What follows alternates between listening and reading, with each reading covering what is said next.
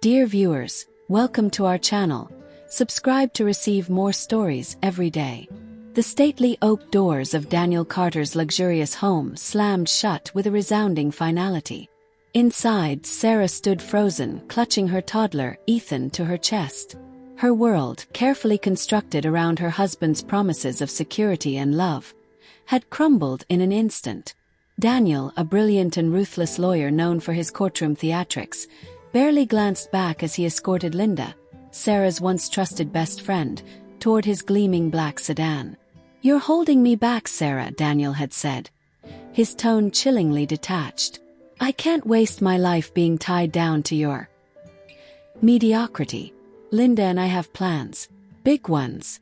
The words echoed in her mind as she staggered to the curb, clutching Ethan as he whimpered, confused and scared. The city's cold wind nipped at her face, but it was nothing compared to the ice in her veins. Her husband, the man she had supported through law school, the man whose ambitions she had put above her own, had discarded her and their son without remorse.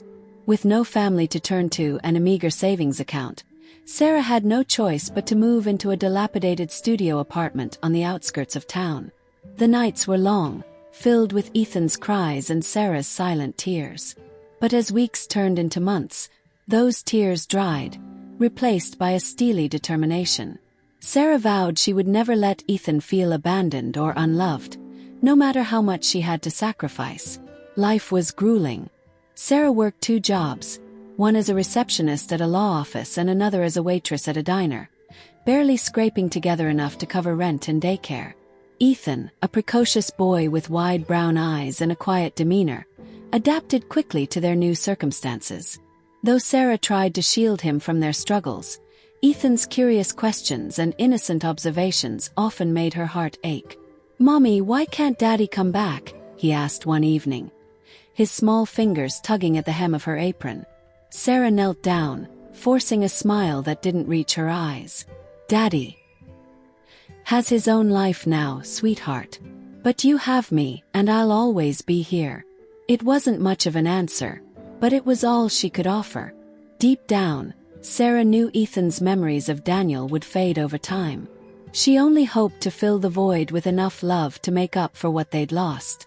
At the law office, Sarah found herself drawn to the cases she handled: divorce proceedings, custody battles, and occasionally, pro bono work for families in need. Her boss, a kind but overworked attorney named Mr. Grayson, noticed her keen eye for detail. "You've got a sharp mind, Sarah," he said one day, handing her a stack of briefs to review. "Ever thought about going to law school?" The idea seemed ludicrous at first. Law school required time, money, and resources Sarah didn't have. But as the months passed, the spark of ambition she had buried years ago began to flicker. Her son deserved a better future, and she was determined to give it to him. 3 years after Daniel's betrayal, Sarah took the first step toward reclaiming her life. With a mix of student loans, scholarships, and relentless grit, she enrolled in night classes at the local law school. By day, she juggled her jobs and cared for Ethan, who had blossomed into a thoughtful and compassionate child. By night, she pored over textbooks and case law, fueled by coffee and an unshakable resolve. Ethan, now 7, often stayed up late to help his mother with her studies. "You're going to be the best lawyer ever, Mommy," he declared one evening, his face beaming with pride. Sarah ruffled his hair, blinking back tears. "I'm doing this for you, sweetheart." Despite the exhaustion, setbacks, and moments of doubt, Sarah graduated with honors. Her achievements caught the attention of several firms, but Sarah chose to focus on family law, determined to advocate for women and children who had been through circumstances like her own. As Sarah's career gained momentum, so did Ethan's confidence. The boy who had once clung to her in fear now excelled in school, often winning debates and public speaking contests. Teachers marveled at his intellect and empathy, qualities that reminded Sarah of her late mother. While Sarah was rebuilding her life, Daniel's world appeared to thrive. His relationship with Linda blossomed into a public spectacle, complete with extravagant vacations and high-profile events. Professionally, Daniel's legal career soared. His sharp tongue and knack for theatrics made him a favorite among corporate clients and a regular feature in the city's legal tabloids. But beneath the polished veneer, cracks were beginning to show. Daniel's ruthless ambition and callous behavior had alienated his colleagues, and whispers of unethical practices began to circulate. Linda, once the fiery confidant who had fueled his rise, grew disillusioned with his coldness and insatiable ego. By the time their 5th anniversary rolled around, the sparkle in their relationship had dulled to embers. Unbeknownst to Daniel, the seeds of his downfall had already been sown. And the catalyst for his reckoning, the son he had so callously discarded. By the time Ethan entered high school, he had developed a reputation as a fearless advocate for justice. His debates often drew large audiences, his passion and eloquence captivating all who listened. Sarah, now a respected family attorney, watched her son with pride, knowing his strength was born from their shared struggles. Meanwhile, Daniel, oblivious to Ethan's rising star, faced mounting pressure at work. Accusations of misconduct loomed over him, threatening to tarnish his carefully cultivated image. For the first time in his life, Daniel felt vulnerable. And then, one fateful day, Daniel's name appeared in the headlines once again, this time linked to a major corporate scandal. As he braced himself for public scrutiny, he stumbled upon a live broadcast that would change everything. On the screen was a young man with striking features and a commanding presence, Ethan. The television flickered in the dim light of Daniel's penthouse. He sat on the edge of his leather couch, a glass of scotch forgotten in his hand. On the screen, a courtroom scene unfolded. The young prosecutor stood tall, his suit crisp and his voice steady as he addressed the jury. His arguments were compelling, his demeanor both commanding and empathetic. Daniel leaned closer, his pulse quickening. There was something eerily familiar about the prosecutor's face. The sharp jawline, the expressive eyes, the cadence of his speech hit Daniel like a freight train. "Ethan," he whispered, the name catching in his throat. Ethan Carter had grown into a force to be reckoned with. Now 25 years old, he had graduated at the top of his class from a prestigious law school and quickly earned a reputation for his fearless pursuit of justice. His mother, Sarah, had been his guiding light, instilling in him the values of integrity and compassion. Ethan had turned his childhood pain into a driving force, dedicating himself to defending the voiceless and holding the powerful accountable. The case on the screen was one of the biggest of the year. A corporate fraud scandal that had ensnared some of the wealthiest and most influential figures in the country. Ethan, the lead prosecutor, had meticulously built his case, piecing together evidence that painted a damning picture of greed and corruption. What Daniel didn't know, what he couldn't yet fathom, was that Ethan's target was closer to home than he realized. While Ethan worked tirelessly in the courtroom, Sarah had reached new heights in her own career. As one of the city's most respected family attorneys, she had become a beacon of hope for countless clients navigating the labyrinth of custody battles and divorces. Her firm had grown under her leadership, and she was now considered a trailblazer in her field. But Sarah's success had come at a price. She had spent years burying the pain of Daniel's betrayal, focusing on building a life for herself and her son.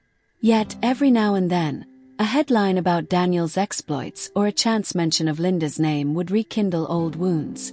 Sarah had resolved long ago to let the past go, for her sake and for Ethan's. But the past, as it turned out, wasn't finished with her. In the weeks leading up to the trial, Ethan worked long hours, poring over documents and witness testimonies.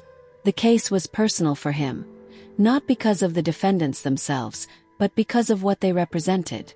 They were men like his father, entitled, arrogant, and utterly devoid of accountability. Sarah noticed Ethan's intensity one evening as they shared dinner in her modest but cozy home.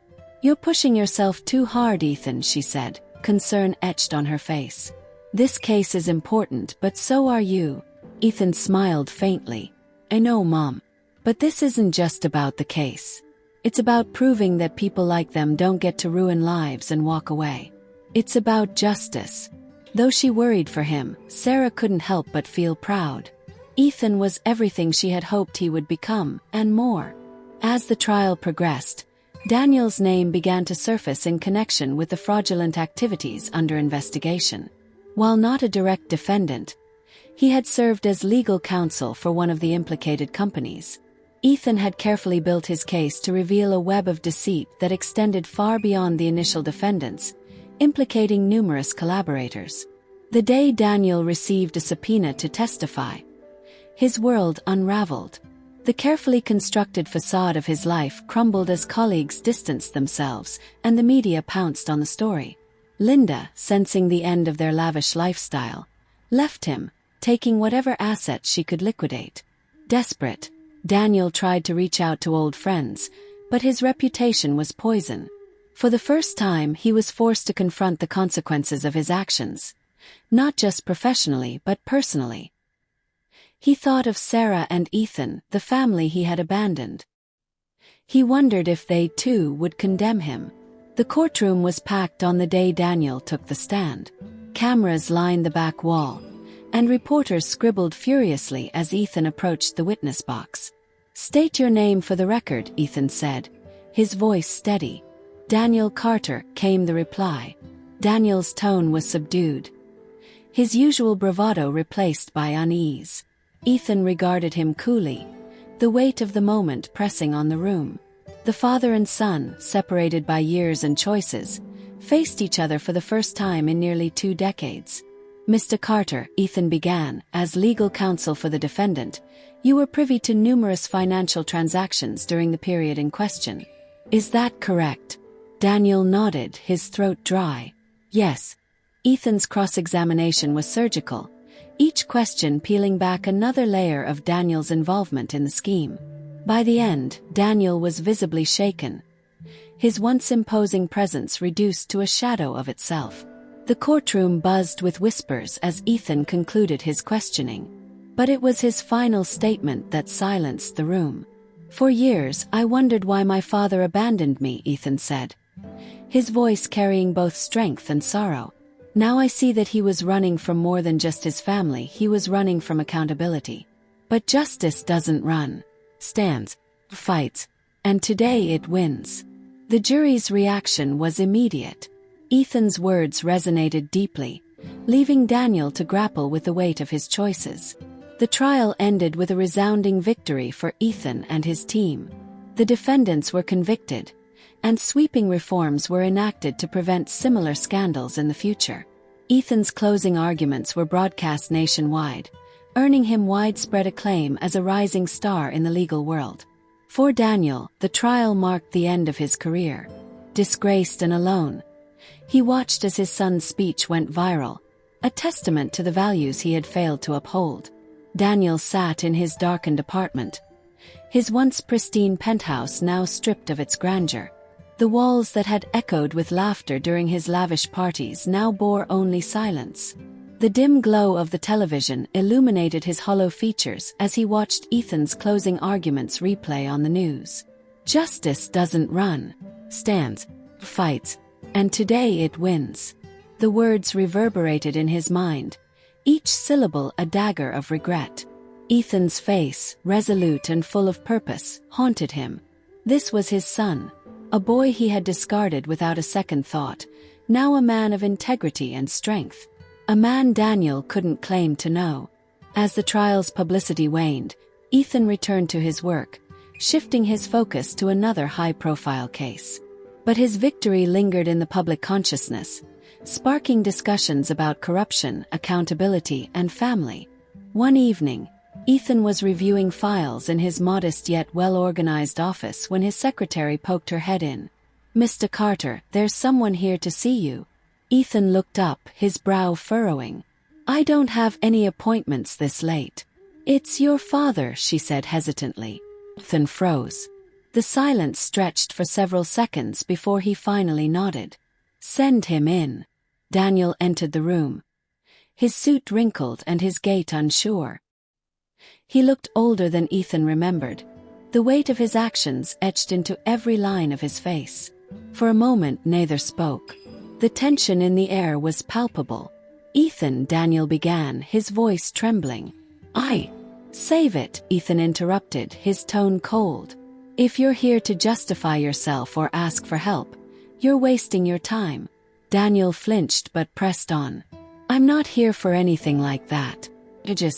I wanted to say I'm sorry. For everything. Ethan's expression didn't soften. Sorry. You think sorry undoes what you did to me? To my mother?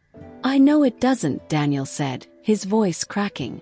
I've spent years convincing myself I made the right choice, but seeing you in that courtroom, hearing your words, I realized how wrong I was.